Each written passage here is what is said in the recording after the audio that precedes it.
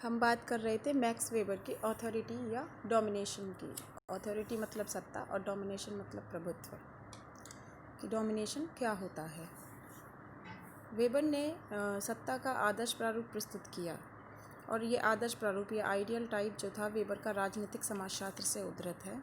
इन्होंने इसके अंतर्गत सत्ता को 3 भागों में बांटा था।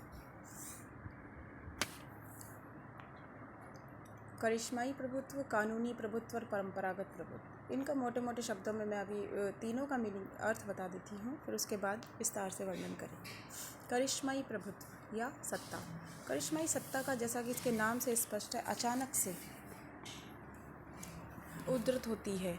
जब किसी देश में जब आपातकाल की स्थिति आ जाती है या कोई ऐसा भयावह संकट आ जाए कि जनता जो है स्वयं को यदि असहाय महसूस करती है और ऐसा उसे लगता है, जनता को चारों तरफ कोई नहीं दिखाई देता उनके सुरक्षा के लिए, तो उसे जनता को ऐसा लगता है कि कोई अवतार होगा और हमें बचाएगा या हमारी समाज को बचाएगा। इस तरीके का भाव होता है इसके अंदर। और यह भाव जो है हमारे जो ब्रिटिश काल के अंतर्गत इस तरीके का भाव में देखा गया था। उसके अंदर क्या हुआ था कि जब शोषण की अति हो गई थी, चरम सीमा हो गई थी, ब्रिटिश सरकार ने हमारे देशवासियों पर अत्याचार करने शुरू कर दिए थे, आर्थिक, सामाजिक, राजनीतिक, धार्मिक आधार पर। तो जनता त्रस्त होने लगी थी। जनता त्रस्त हो गई तो उसके बाद जनता ने उनका विरोध करना शुरू कर दिया, लेकिन एक कोई नेतृत्व नहीं था सही सा। नेतृत्व का उदय हुआ, महात्मा गांधी का एक उदाहरण ले सकते हैं हम संदर्भ में, और छोटे छोटे विभिन्न क्षेत्रीय नेतृत्व का भी उदय हुआ था, जिन्होंने जनता को बांधा और एक होने की सीख दी। महात्मा गांधी ने अहिंसात्मक तरीके से देश को आज़ादी दिलाने में महत्वपूर्ण भूमिका निभाई थी। तो इस संदर्भ में जो उनका नेतृत्व था वो करिश्माई नेतृत्व था। करिश्माई नेतृत्व जो है अनन्य होता है, यूनिक लगता है। इसमें कहीं ना कहीं ऐसा लगता है कि जैसे इस व्यक्ति में, नेतृत्व के अंदर कोई जादुई दैवीय शक्ति है, दैवीय शक्ति है जो उसे नेतृत्व करने के लिए और अपने एक्शन लेने के लिए अग्रसर करती है।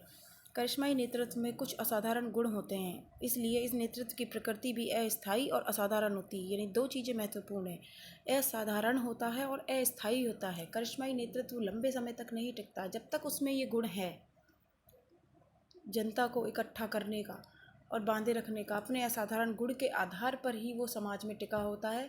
और जैसे ही इस गुणों की समाप्ति हो जाती है, परिवर्तन आ जाता है, उसका नेतृत्व वहीं समाप्त हो जाता है।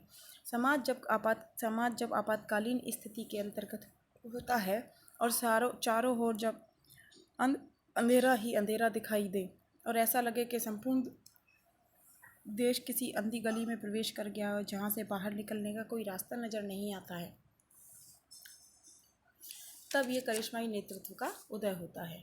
जब जब भारत में धर्म की हानि हुई है, इस संदर्भ में श्री कृष्ण ने भी कहा था कि धर्म की हानि होगी यदा यदा ही धर्मस्य ग्लानिर्भवति भारतस्य। यानी ये जो श्लोक है उनका, उसका ये भावार्थ है कि जब जब इस धरती पर धर्म की हानि होगी, हमारे देश में धर्म की हानि होगी, तब तक मैं युग पुरुष की तरह जन्म लेता रहूँगा।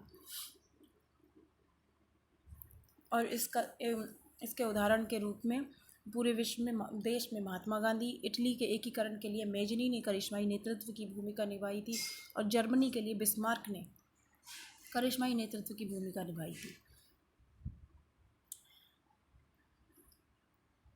दूसरा है कानूनी नेतृत्व जो होता है। कानूनी नेतृत्व जो होता है उसके अंतर्गत जो वैध तरीके से उसमें शक्तियों का समावेश होता है, उस नेतृत्व के अंतर्गत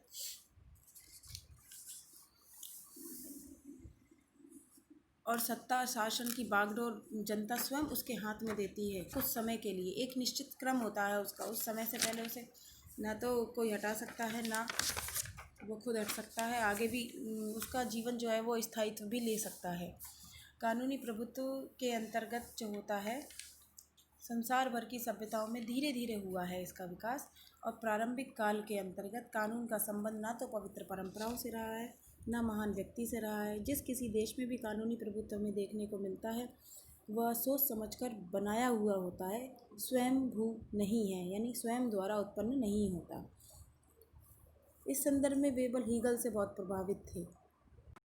इसी संदर्भ में आगे ये भी बात है कि कानूनी प्रभुत्व जो है तार्किक और वैध होता है। निश्चित रूप से तर्कपूर्ण और विवेकपूर्ण स्थिति होती है। कानून तर्क और विवेक की अवहेलना नहीं कर सकता है। वेबर निश्चित रूप से मानते हैं कि कानूनी व्यवस्था में एक प्रक्रिया एक तरीके से काम करती है जो वैधता और तार्किकता को बढ़ाती रहती है समय समय पर, और इसे रेशनलाइजेशन की प्रक्रिया उन्होंने नाम दिया था, यानी युक्तिकरण की प्रक्रिया। कानूनी प्रभुत्व में तार्किकता युक्तिकरण के विकास को सभ्यताओं में जिस तरह पाया उसका सारांश देते हुए वे कहते हैं कि कानूनी पैगंबरों ने करिश्माई कानून का प्रकटन किया था और अनुभाविक और कानून का ज्ञान कानूनी प्रतिष्ठानों ने किया। उसके बाद कानून का आरोपण धर्मनिरपेक्ष या धर्मतांत्रिक शक्तियों ने किया और चौथे अंतिम स्तर पर कानून को व्यवस्थित रूप से विस्तृत किया और इसे न्याय के व्यावसायिक प्रशासन द्वारा बांधा। यानी कानून का निर्माण हुआ, फिर उसे न्यायिक प्रशासनिक व्यवस्था जन्म लिया, न्यायिक प्रशासनिक व्यवस्था ने, और इस काम को करने में उन लोगों को लगाया जिसके पास कानूनी प्रशिक्षण था और जो पढ़े लिखे थे। इसलिए कानूनी प्रभुत्व तार्किक और वैध। परंपरागत प्रभुत्व, इसमें परंपराओं से जो प्रभुत्व, परंपरागत प्रभुत्व के अंतर्गत एक व्यक्ति, जब हमारे संयुक्त परिवार बहुत बड़े थे, 3 या अधिक पीढ़ी से अधिक लोग एक साथ रहते थे, तो उस समय परिवार पिता का मुखिया होता था और परिवार का मुखिया पिता होता था और पिता के निर्णय और नीतियों के अलावा अन्य कोई व्यक्ति बोल नहीं सकता था। तो ये एक प्रभुत्व शक्ति को दर्शाता है। ये परंपरागत प्रभुत्व है। परंपराओं के आधार पर जिस व्यक्ति को नेतृत्व क्षमता दी होती है, प्रभुत्व क्षमता दी होती है, उसी के हाथ में सत्ता होती है। इस संदर्भ में आगे ये कहा है जिनके पास और धीरे धीरे जब परिवार में व्यक्तियों के साथ साथ किसी व्यक्ति के पास बहुत बड़ी जागीर होती है, जागीर में उसका व्यक्तिगत शासन चलता है, यानी सामंतवादी व्यवस्था। तो इस तरह के प्रभुत्व जो है वंशानुगत होता है और भूभाग की व्यवस्था जिस भूस्वामी को दी जाती थी वो उस समय अपने अपने क्षेत्र में उन्हें एक अपने क्षेत्रीय नाम दिए जाते थे और इस आधार पर वह प्रभुत्व चलता रहता था। ऐसी जागीरदारी व्यवस्था में शासक सामंत जागीर को अपनी बपौती समझते थे और यह आनुवंशिक स्तर तक चलती रहती थी। परंपरागत प्रभुत्व में शक्ति, धन की, बल की और जन की शक्ति जिस हाथ में होती है वही परंपरागत प्रभुत्व का नेतृत्व करता है। यहाँ वेबर ने करिश्माई नेतृत्व के कुछ लक्षण बताए हैं।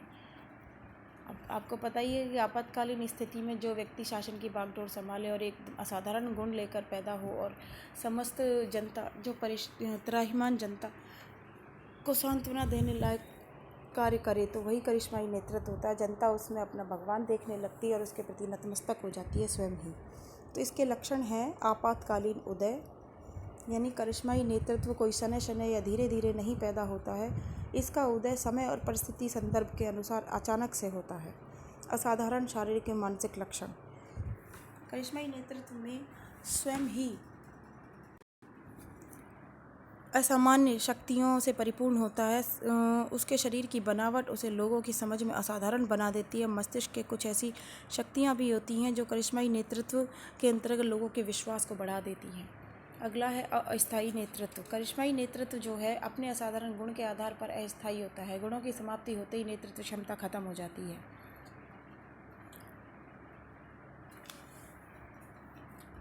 अगला है सामूहिक उत्तेजना। करिश्माई नेता का उद्भव ऐसी मानसिक मनोवैज्ञानिक परिस्थितियों में होता है जब जन सामान्य के सारे रास्ते बंद हो जाते हैं। वे सोचते हैं कि अब हमारा जीवन किसी ईश्वर या दैवीय शक्ति के आधार पर ही संचालित हो सकता है, नहीं तो हमारे जीवन की समाप्ति हो जाएगी। तो ऐसी परिस्थिति में करिश्माई नेतृत्व उभर कर आता है। जैसे 1940 में जब अंग्रेजों ने बंगाल का विभाजन किया, तब लोग इतने उत्तेजित थे कि क्या करें क्या ना करें। तब बाल गंगाधर तिलक महाराष्ट्र में असाधारण विलक्षण व्यक्तित्व के रूप में सामने आए थे और यह उनका करिश्माई नेतृत्व था। तो कहने का मतलब ये है कि स्वतंत्रता के दौरान, स्वतंत्रता से पहले ब्रिटिश शासनकाल के दौरान जब शासन की चरम जो अत्याचार बढ़ते चले गए, उस समय क्षेत्रीय नेतृत्व के आधार पर कई करिश्माई नेतृत्व का उदय हुआ था। तो समय के साथ साथ जब जैसी आज़ादी मिल गई, उनका एक ही ध्येय था कि देश को आज़ादी मिल गई, उसके बाद फिर उनका नेतृत्व क्षमता समाप्त हो गई। इसलिए करिश्माई नेतृत्व जो है अस्थायी होता है। क्रांतिकारी दृष्टिकोण, करिश्माई नेतृत्व का दृष्टिकोण जो है क्रांतिकारी है। जो करना है ध्येय बनाकर उसके लिए साम दाम दंड भेद किसी भी तरीके की उसका शक्तियों का प्रयोग किया जाता है। और समाज में आमूलचूल परिवर्तन आते हैं। एक से एक समाज परंपरा ख़त्म होती है, दूसरी परंपरा जन्म लेती है। जनता को उस समय संक्रमणकालीन परिस्थितियों का भी सामना करना पड़ता है। ऐसा लगता है कि देश में पता नहीं क्या हो रहा है, दुनिया में पता नहीं क्या हो रहा है, उन्हें समझ से बाहर होती है। लेकिन धीरे धीरे जब स्थिति उनके अनुकूल होने लगती है तो वो उस सांचे में भी ढलते चले जाते हैं। यही करिश्माई नेतृत्व जो 18वीं शताब्दी में सामाजिक धार्मिक सुधार आंदोलन शुरू हुए थे, हमारी देश की धार्मिक व्यवस्था पर कुठाराघात हुए थे। विभिन्न समाज सुधारकों ने नई नई व्यवस्थाएं पैदा की थी। बाल विवाह को समाप्त करना, सती प्रथा पर रोक लगाना, विधवा पुनर्विवाह चालू करना, ये कुछ ऐसी स्थितियां थी, परिस्थितियां थी, परंपराएं थी जिन्होंने हमारी पुरानी परंपराओं को तोड़ा था और नई परंपरा का उदय हुआ था। तो कहने का मतलब ये है कि इसका दृष्टिकोण जो है क्रांतिकारी होता है, जो समाज में आमूलचूल परिवर्तन लाता है। अगला है करिश्माई नेतृत्व कुख्यात भी हो सकता है और महान भी हो सकता है, वो उसके आदर्शों पर डिपेंड करता है। करिश्माई नेतृत्व के अंतर्गत क्या होता है कि जो कार्य क्षमता होती है व्यक्ति की, वो अहिंसात्मक भी हो सकती है और हिंसात्मक भी हो सकती है। वो किसी भी रूप में अपना जो कार्य है वो मनवा सकती है। जैसे स्वतंत्रता के दौरान में कुछ जो क्रांतिकारी नेता थे वो हिंसा और बल की राजनीति में विश्वास करते, बंदूक पिस्तौल की नीति में विश्वास करते। उन्हें लगता था कि ब्रिटिश शासन जो है हमारी पिस्तौल और बंदूक की भाषा को ही समझता है। और कुछ नेतृत्व दल ऐसा था, नरम दल, जो प्रेयर पिटिशन प्रोटेस्ट के माध्यम से, यानी ट्रिपल पी की जो व्यवस्था थी उसके अंदर कहते कि अधियाचना, क्षमा और अहिंसात्मक तरीके से ही हम ब्रिटिश शासन का अंत कर सकते हैं। इससे जनता को परेशानी होगी। हिंसात्मक तरीका अपनाएंगे तो हमारे देश की आर्थिक, सामाजिक, राजनीतिक व्यवस्था क्षीण होती चली जाएगी। तो कहने का मतलब ये है कि करिश्माई नेतृत्व कुख्यात भी हो सकता है, महान भी हो सकता है, कुछ भी हो सकता है। करिश्माई सत्ता की वैधता व्यक्ति का साधारण गुणों में विश्वास, उसके प्रति भक्ति में निहित होती है। इसमें शासन, नियमों और परंपरा आधार नहीं होता, बल्कि मूर्त दैवीय आकर्षक शक्ति होता है।